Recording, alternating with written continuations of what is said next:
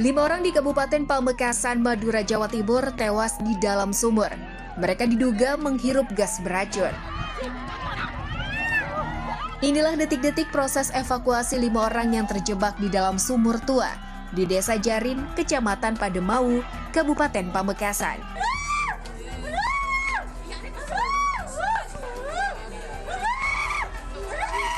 Keluarga korban histeris dan pingsan saat melihat 5 orang keluarganya yang ditemukan sudah dalam kondisi tak bernyawa. Para korban ditemukan meninggal diduga akibat menghirup gas beracun saat mengambil anyaman bambu yang direndam di dalam sumur sedalam 4 meter di depan rumah mereka. Setelah proses evakuasi dari dalam sumur, warga sempat melarikan para korban ke Rumah Sakit Umum Smart Pamekasan, namun tak tertolong. Assalamualaikum pemirsa, apa kabar Anda? Semoga sehat selalu ya. Sebelum kita mulai aktivitas pagi hari ini, ada baiknya kita update dulu seputar informasi menarik agar pagi Anda lebih berisi. Bersama saya, Aziz Aryat, inilah Cakrawala selengkapnya.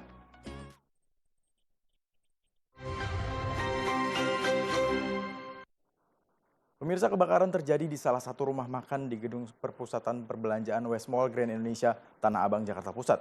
Kebakaran sempat membuat panik pengunjung dan pekerja karena adanya asap pekat di sekitar gedung. Di lantai 3A. Gila, asapnya tebal banget. Ini 3A. Para pengunjung dan pekerja gedung pusat perbelanjaan West Mall Grand Indonesia di Jalan Kebon Kacang, Tanah Abang, Jakarta Pusat dikejutkan oleh kebakaran di salah satu rumah makan masakan Jepang yang berada di lantai 3A. Akibat pekatnya asap membuat petugas keamanan langsung melakukan evakuasi semua pengunjung maupun karyawan yang masih berada di dalam mal. Sebanyak lebih dari 10 unit mobil pemadam kebakaran yang datang ke lokasi langsung berusaha memadamkan api. Ya tadi di lantai 4 itu ada dari restoran itu kayak keluar percikan api. Terus jadinya kayak kebul gitu dan dapat tenan di lantai 5 ya.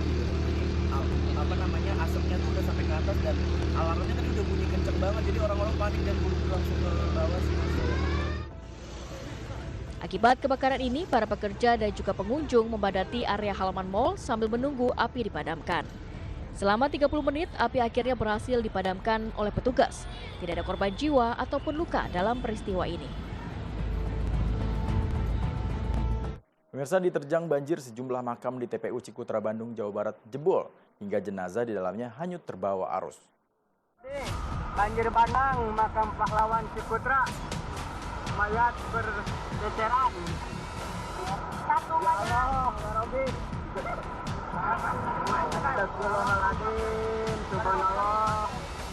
Sejumlah warga bergotong royong mengamankan beberapa jenazah yang terbawa arus sungai lantaran makam jebol tergerus banjir. Ada 2 jenazah yang berhasil diamankan dari derasnya arus sungai akibat banjir. 2 jenazah tersebut berasal dari makam TPU Cikutra, Bandung, Jawa Barat yang berbatasan dengan Sungai Cidurian. Hujan gede. Dari panggil istri turun ke bawah, lihat lokasi makam jalan tuh dari pokoknya kayak ke Blok D. Dari Blok D ada Denny bilangnya ada mayat di depan, udah naik ke atas. Udah naik ke atas, lalu saya angkat juga ke atas. Hujan deras yang turun di kota Bandung membuat Sungai Cidurian meluap dan juga menjebol tembok penahan makam hingga merusak sejumlah makam. Pemirsa, sebuah minibus hilang kendali dan menabrak sejumlah kendaraan yang sedang melintas di Jalan Kiai Haji Hasyim Asy'ari, Kota Tangerang, Banten. Supir minibus kini langsung diamankan petugas.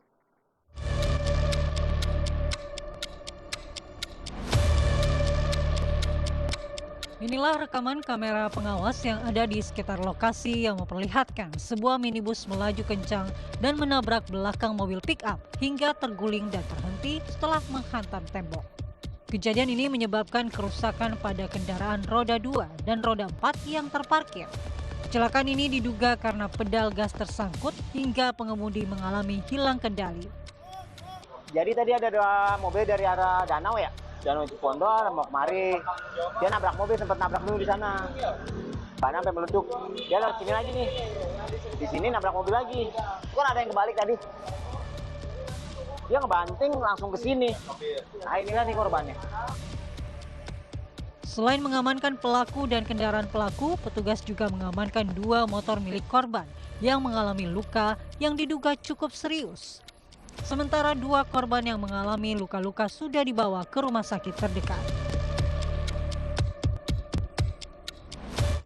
Beralih ke berita lainnya, pemirsa, Presiden Prabowo Subianto mengumumkan kenaikan gaji untuk guru ASN, non-ASN, hingga guru honorer mulai tahun 2025.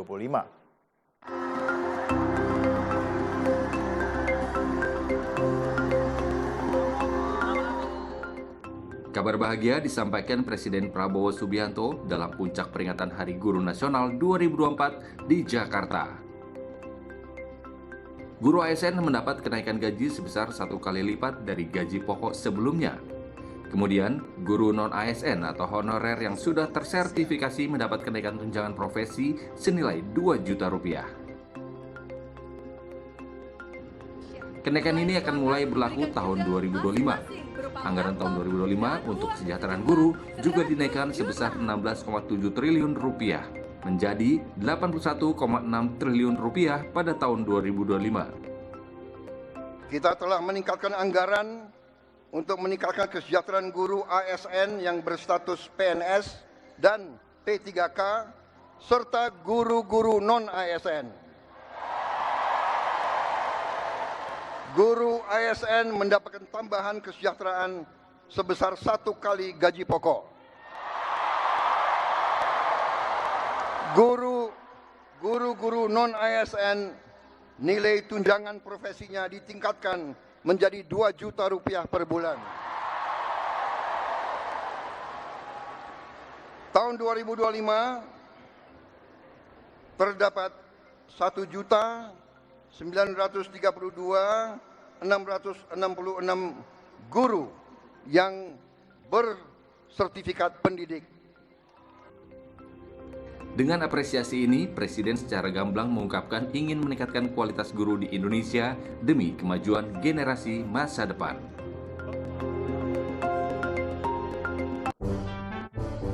Sejumlah selebritis Indonesia gunakan hak pilihnya pada Pilkada 2024. Selengkapnya sesaat lagi, tetap di Cakrawala.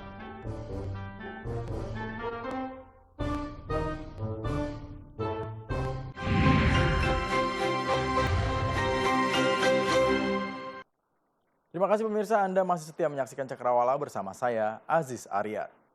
Pemirsa, seorang pria di Medan berurusan dengan polisi setelah mengancam akan membunuh ibu kandungnya. Polisi melakukan upaya penangkapan paksa karena pelaku melawan saat akan diamankan. Ikut aja nak, ikut aja nak. Jangan ikut lawan nak. Kemauan pula ya? Inilah video amatir milik polisi saat melakukan penangkapan terhadap Zufrid Syahputra, 32 tahun, di rumahnya di Jalan Coklat 1, Kecamatan Medan, Tuntungan.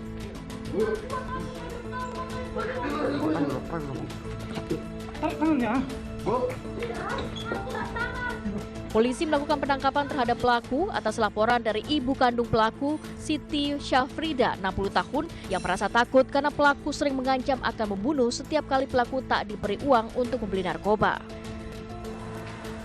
Pelaku sempat melakukan perlawanan sehingga polisi mengambil tindakan upaya paksa terhadap pelaku. Polisi juga mengamankan senjata tajam yang sering digunakan pelaku untuk mengancam ibunya. Polsek Medan Tuntungan tepatnya ada menerima laporan tentang kekerasan dalam rumah tangga. Dilaporkannya putranya kandung. Dalam hal ini putranya ini sudah berulang kali melakukan pengancaman dengan menggunakan parang. Dan ini perbuatan yang keempat kali, sehingga orang tuanya yang seorang janda berusia 60 tahun melaporkan langsung kepada kami Polsek Medan Tuntungan. Pelaku dijerat pasal 335 KUHP pidana tentang pengancaman dengan pidana penjara paling lama 1 tahun. Pemirsa, banjir tinggi merendam pemukiman padat penduduk di wilayah Kebonpala, Kelurahan Kampung Melayu, Jatinegara, Jakarta Timur. Ketinggian banjir luapan Kali Ciliwung di wilayah tersebut mencapai 2,5 meter. Luapan air Kali Ciliwung membanjiri kawasan pemukiman padat penduduk di wilayah Kebonpala, Kampung Melayu, Jatinegara, Jakarta Timur. Ketinggian banjir mencapai 2,5 meter, sehingga membuat warga harus bersusah payah keluar dari pemukiman mereka yang terendam banjir. Itu bagaimana aktivitas Ibu terganggu nih? Terganggu. Tadi aktivitas pakai apa, Bu? Pakai ban. Pakai ban. Oke. Ini Ibu mau mengungsi atau seperti apa? Mengungsi. Kemana, Bu? Rumah saudara. Diketahui ada ratusan rumah penduduk di wilayah Kebonpala yang terendam banjir. Hal tersebut diungkap Sanusi, Ketua RT setempat. Menurut Sanusi, air mulai menggenangi pemukiman pada Rabu malam dan terus naik. Selain itu, sebagian warga pun telah mengungsi dan membutuhkan bantuan makanan cepat saji.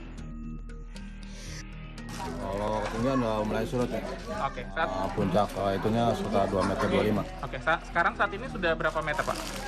Sekitar 2 meter 10-an. 2 meter 10-an, oke. Nah, untuk warga Bapak sendiri sehingga saat ini sudah ada yang mengungsi, Pak? Sebagian. Ngungsi kemana tuh, Pak? Kelurahan. Pada Kamis dini hari, Kali Ciliwung meluap, sejumlah pemukiman di area aliran sungai ini pun terdampak banjir. Badan Penanggulangan Bencana Daerah menyebut 51 rukun tetangga di Jakarta Selatan dan Jakarta Timur terendam luapan Kali Ciliwung. BPBD pun hingga kini terus memantau kondisi genangan di tiap-tiap wilayah terdampak.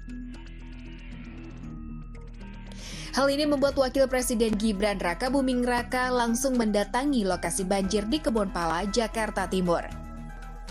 Kedatangan Gibran langsung membuat heboh warga. Banyak dari warga yang mengeluarkan telepon genggamnya untuk mengabadikan momen saat Gibran berada di kampung mereka. Gibran menyusuri gang-gang di pemukiman padat penduduk itu. Dia bersalaman dan berbincang dengan warga terdampak banjir.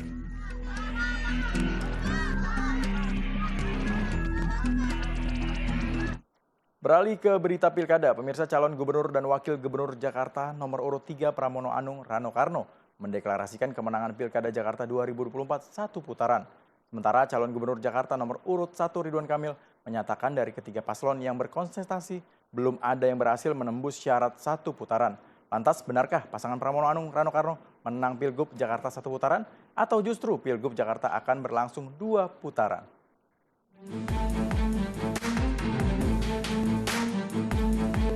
Pasangan Pramono Anung Rano Karno mendeklarasikan kemenangan Pilkada Jakarta 2024 satu putaran. Pasangan nomor urut 3 ini mengklaim mendapatkan 50,07% suara berdasarkan hasil real count KPU Jakarta. Pramono menyampaikan deklarasi kemenangan berdasarkan rekapitulasi internal dari formulir C1 hasil KWK yang meraih total suara 50% ditambah 2.943 suara. Hasil ini sudah sesuai dengan ketentuan Undang-Undang Nomor 29 Tahun 2007 yang menyatakan pasangan calon gubernur dan calon wakil gubernur yang memperoleh suara lebih dari 50% ditetapkan sebagai gubernur dan wakil gubernur Jakarta. Namun pasangan Pramono Rano tetap menunggu hasil penghitungan suara resmi yang dilakukan Komisi Pemilihan Umum KPU Jakarta. Satu putaran dengan perolehan 50,07%. Dengan demikian kami mendapatkan 50% plus 2.943 suara. Satu suara itu sangat berarti dalam pemilihan gubernur Jakarta kali ini. Kami sangat mengapresiasi transparansi dan keterbukaan KPUD Jakarta dalam perhitungan suara karena telah menjunjung tinggi nilai-nilai demokrasi dilakukan secara terbuka dan semua ini untuk kepentingan Jakarta dan juga bangsa dan negara. Sementara itu pasangan Ridwan Kamil Suswono berada di posisi kedua dan di posisi juru kunci ditempati pasangan Dharma Pongrekun Kunwardana. Menanggapi hal itu, calon gubernur Jakarta nomor urut 1 Ridwan Kamil menyatakan dari ketiga paslon yang berkontestasi, belum ada yang berhasil menembus satu putaran dan politik bersifat dinamis. Utamanya di momen hari ini adalah dua putaran ini kelihatannya lebih menjadi faktual berdasarkan hitungan internal kami dan kita lihat kalau konsistensinya sama ya tentunya mental kami harus tetap optimis untuk melaju ke putaran kedua. Calon Gubernur Jakarta nomor urut 2, Dharma Pongrekun menganggap perolehan suaranya dari hasil hitung cepat yang menembus angka 10% merupakan sebuah kemenangan. Kami anggap ini adalah suatu kemenangan bagi kami, karena selama ini kami ditekan di angka 3% sampai paling tinggi 5%. Dan kenaikan yang cukup signifikan dengan kemampuan yang sangat minim, tetapi puji Tuhan, alhamdulillah hasilnya buat kami sangat menyenangkan dan membanggakan karena apa? Inilah hasil kerja nyata daripada semua relawan yang ada, di mana kami sudah berusaha maksimal untuk menyadarkan seluruh rakyat Jakarta akan bahaya potensi pandemi yang akan terjadi ke depan. KPU mengunggah hasil hitung suara dan rekapitulasi Pilkada 2024 di situs resminya. Namun KPU tidak menampilkan grafik yang menunjukkan presentase suara, melainkan hanya menunjukkan bukti berupa foto form C hasil. Lantas benarkah pasangan Pramono Anung Rano Karno menang Pilgub Jakarta 1 putaran, atau justru Pilgub Jakarta akan berlangsung 2 putaran? Sementara itu pemirsa, sejumlah kabar menarik dari berbagai wilayah di tanah air telah kami rangkum selengkapnya untuk Anda. Berikut informasinya. Kebakaran melanda Kampung Jambon, Kelurahan Cacaban, Kota Magelang, Kamis siang. 5 rumah semi permanen ludes dilalap si jago merah. Tidak ada korban jiwa dalam kejadian tersebut, namun kerugian ditaksir mencapai seratusan juta rupiah. Kepolisian Resor Magelang Kota masih menyelidiki dugaan penyebab kebakaran.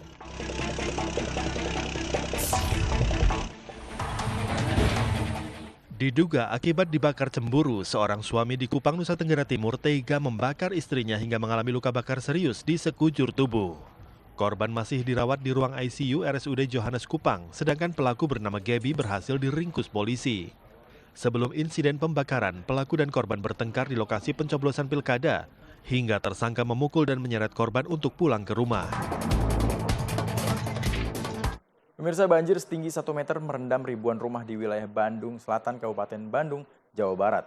Banjir luapan Sungai Citarum ini mengganggu aktivitas warga, hingga warga harus menggunakan rakit untuk menerjang banjir.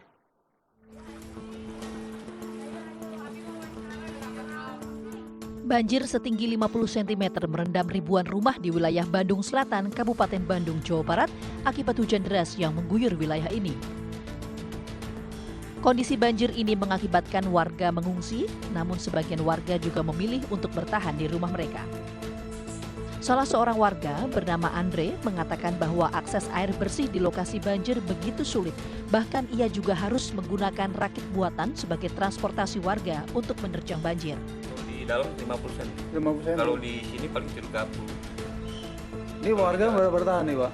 Bertahan. Untuk pasokan air susah ya Pak, kalau kondisi gini ya? Iya, kalau makanan susah. juga ya? Yang mengungsi ke sana di desa biasanya dapat. Kalau yang bertahan nggak? Bertahan mah enggak ada. Untuk perahu ya? Iya. Jadi Ini Bapak milik sendiri. Bapak bikin sendiri? Milik sendiri beli. Bapak beli itu? Iya. Alasan bikin ini apa? Untuk mudahin apa? Ya buat nganter anak sekolah. Memang susah juga untuk transportasi ya? Warga yang terdampak banjir pun berharap adanya penanganan banjir dari otoritas setempat karena menurut warga sekitar, lokasi Bojong Asih kerap dilanda banjir ketika hujan mengguyur kawasan ini.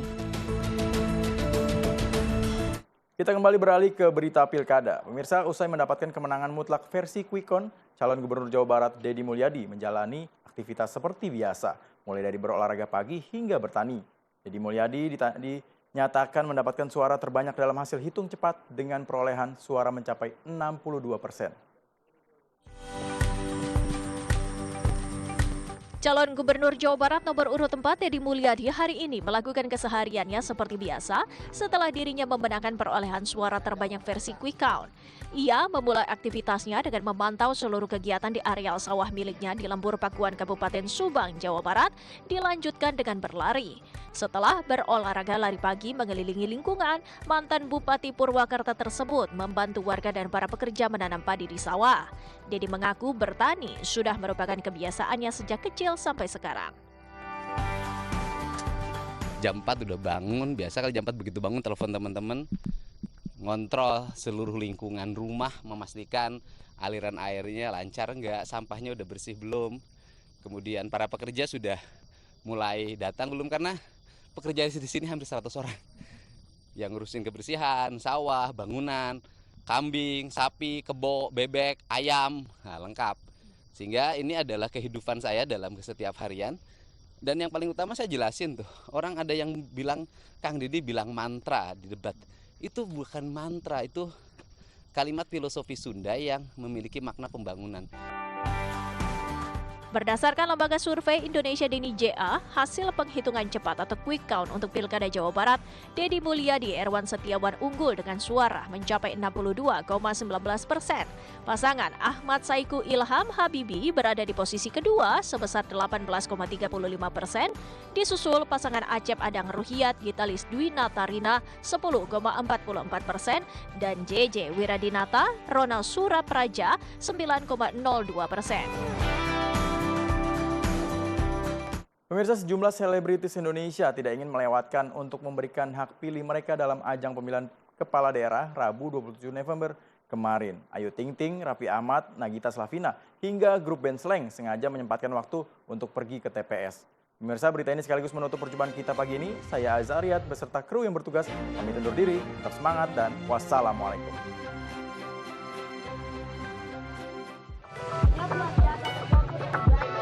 Pedangdut Ayu Ting Ting menggunakan hak pilihnya dengan mencoblos untuk pemilihan calon wali kota Depok dan gubernur Jawa Barat. Bersama dengan keluarganya, pelantun lagu Alamat Palsu itu berjalan kaki ke TPS yang tidak jauh dari rumahnya di Depok, Jawa Barat. Selepas mencoblos, Ayu juga menyelipkan pesan untuk pemimpin Depok terpilih. Kalau aku sih berharap semoga Depok nggak terlalu macet lagi. Kalau aku sih berharapnya gitu. Tapi walaupun macet, semua orang betah kok tinggal di Depok. Sementara itu, Raffi Ahmad dan istrinya Nagita Slavina juga tidak mau melewatkan haknya untuk memberikan suara. Dengan mengendarai sepeda motor, pasangan Raffi dan Nagita mendatangi TPS 01 Kecamatan Cinere, Kelurahan Pangkalan Jati, Depok, Jawa Barat. Kedatangan Raffi Ahmad dan Nagita disambut antusias oleh warga. Kepada para kontestan pilkada, Raffi Ahmad menitipkan pesan. Insya Allah kepada calon paslon, nanti yang menang dan yang belum menang, semuanya harus legowo. Yang menang harus bisa mendengarkan aspirasi rakyat dan bisa bersinergi dengan pemerintah. Yang belum menang pun harus legowo. Kakak dan Bim Bim Slank mengajak istri dan anak-anak mereka untuk menggunakan hak pilihnya dalam Pilkada 2024. Keluarga Kakak dan Bim Bim Slank memberikan suaranya di TPS 016, kawasan Duren 3, Jakarta Selatan, dekat kediaman mereka. Pilkada kali ini adalah kali pertama untuk kedua putri Bim Bim, Mezaluna dan Talula untuk memberikan hak pilihnya. Bim Bim dan keluarganya berharap kepada pemimpin baru Jakarta untuk mengatasi kualitas udara. Sementara kakak Slank berharap kepada pemimpin Jakarta terpilih agar mengatur strategi menjadikan Jakarta yang lebih baik lagi.